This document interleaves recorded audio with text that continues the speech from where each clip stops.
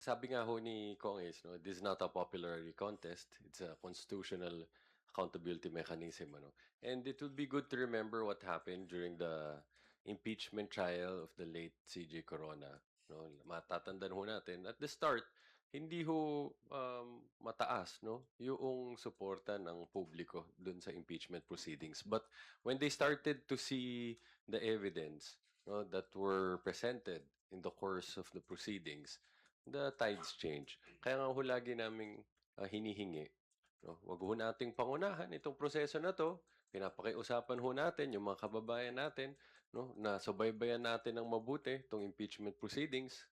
Pakinggan at suriin natin lahat ng ebidensya, no? At kung siguro magkakaroon ho ng mga survey tungkol sa bagay na to, it's very premature to do it at this time. Gawin ho natin yan, no? Kapag narinig na ng taong bayan ang malakas na ebidensya. Oh, to be fair, hindi lang ng prosecution, pati ng kabilang panig, pag nandiyan yung ebidensya, then let's hear their opinion about it.